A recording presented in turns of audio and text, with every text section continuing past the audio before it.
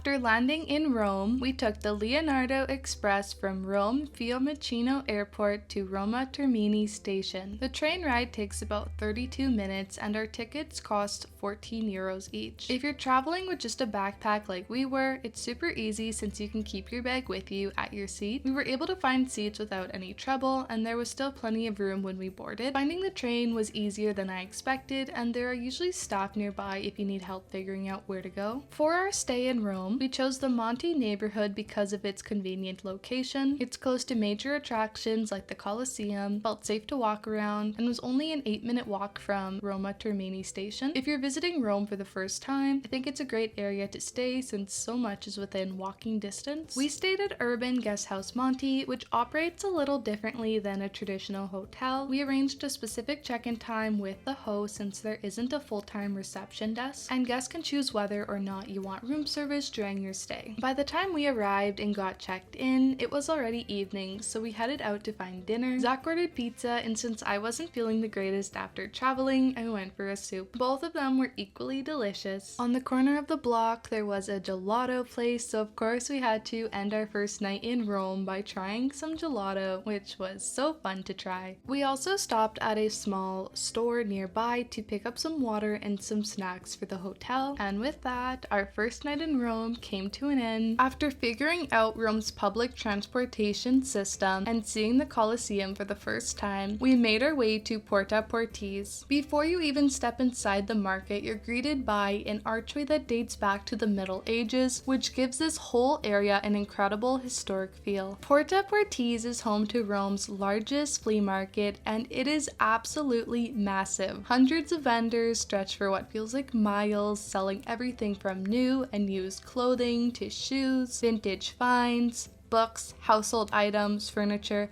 and just about anything you can think of. As we explored the market, we stopped at one of the food trucks along the way where Zach tried a pork sandwich. We also had our first espresso here in Italy, in Rome, at a flea market. Honestly, I couldn't have planned it better. If you're planning to visit Porta Portese, my biggest tip would be to arrive early. The market opens at 7 a.m. and the later it gets, the busier it becomes. Getting there early gives you a chance to browse before the crowds arrive and makes the experience much more enjoyable. One of my favorite ways to experience Rome is simply by walking. As we made our way through the city, we passed through Circus Maximus, a site that once hosted chariot races dating back to the 7th century BC, where thousands of spectators would gather here to watch races. And at its peak, it was once the largest stadium in the ancient world. Something you'll notice all over Rome are the public drinking fountains that provide free, clean water. They were such a lifesaver during long days of walking around the city. If walking isn't your thing, Rome also has hop-on, hop-off sightseeing buses that stop at many of the city's major landmarks. After a long morning on our feet, it was finally time for food. Our first stop was Pasta Urbana, where we ordered fresh pasta and had to try the spaghetti. It definitely lived up to the hype. Next, we stopped at Mizo's, an Italian sandwich shop with a line stretching down the block. In Rome, that's usually a good sign. I ordered one of the daily specials while Zach chose something from the menu, and the sandwiches were every bit as good as we hoped. To end the evening, we headed to La Mucca Biricina, a charming family-run restaurant full of character. We ordered a margarita and prosciutto pizza, which felt like the perfect way to wrap up our second day in Rome.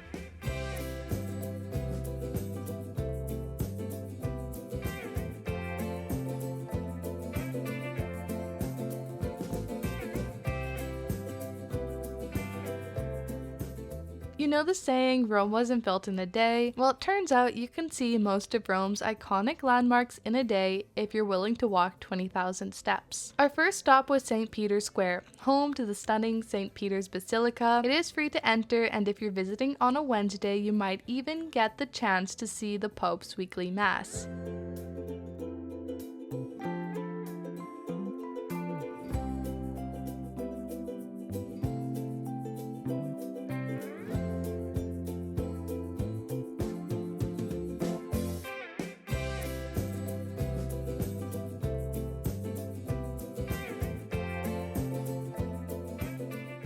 Next, we made our way to Piazza Venezia, one of the best photo spots in Rome. Vittoriano Momentum had stunning views of the city, and while there's a museum inside that requires a ticket, you can also enjoy the outside site for free.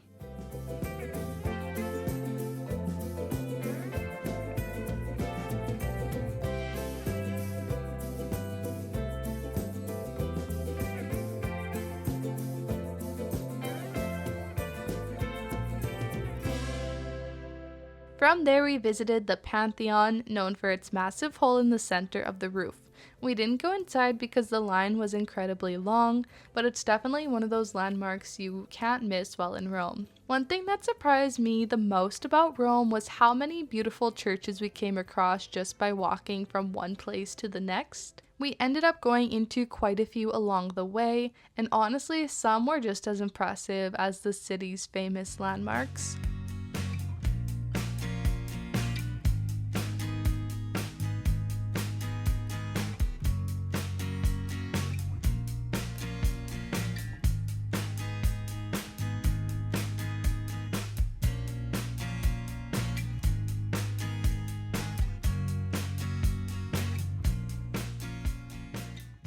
Of course, we had to stop at the Trevi fountain. I do suggest visiting after hours if you do want to go for free, but it does seem to be busy no matter what time you go. We went at 10 p.m. and there was more room by the fountain, but it was still really busy. After that, we went to Piazza di Spagna, where we climbed the famous Spanish steps.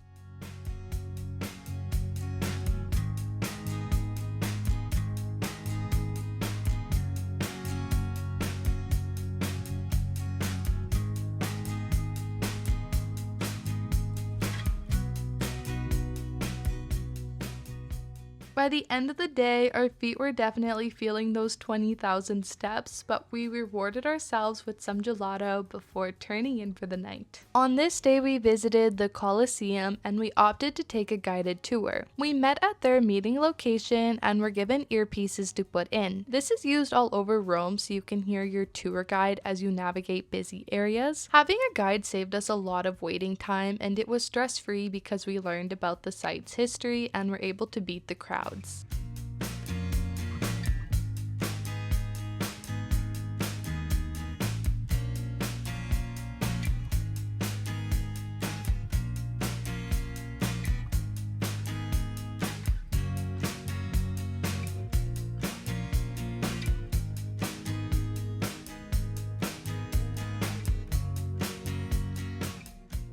Afterwards, the tour brought us to the Roman Forum, a place that was once the heart of ancient Rome. With a bustling hub for trade, politics, and daily life, it is truly an amazing place to learn so much history, from learning about ancient bathing to seeing the resting place of Julius Caesar.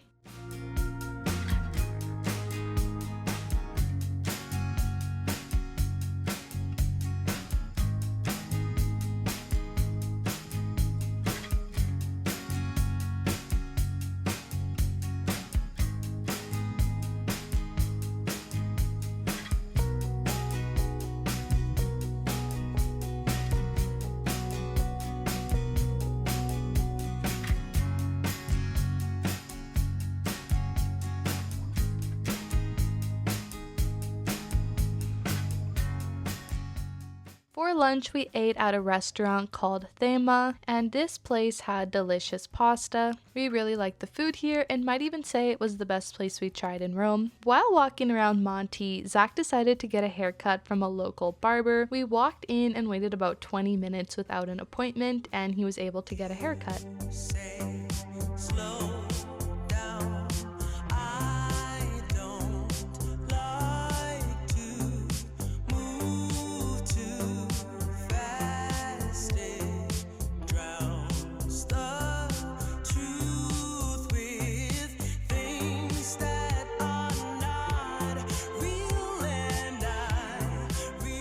In the evening, we found a cute little crepe store, so we decided to both try one. I got the Nutella strawberry with whipped cream, which was a delicious option. We booked our Vatican Museum tickets the day before at a tour shop, which I'd recommend as different tickets come with different line options, and ours got us into line 1, the first to enter. We arrived about 20 minutes earlier than our entry time, so we were one of the first people in, and because we were the first to get into the museum, it felt like we had the place to ourselves. We beat the crowd, we beat the crowd. We made it, and it's only 8 a.m. right now. Yes. Come early. Come early for sure. Once inside, you can rent a headset, which explains different parts of the museum. It's like your own mini tour. We didn't do this, but many people do this option.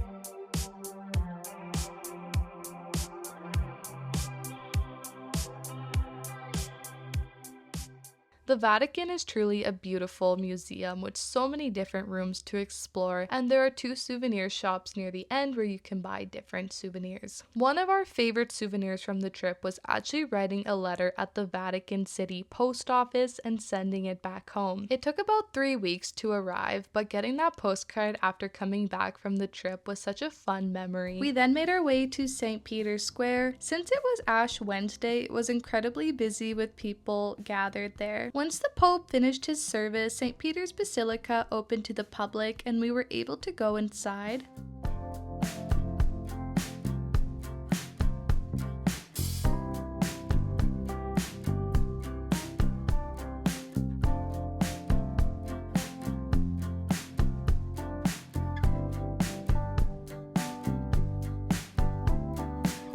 At the Vatican Museum gift shop, we bought holy water bottles and filled them up at the Basilica.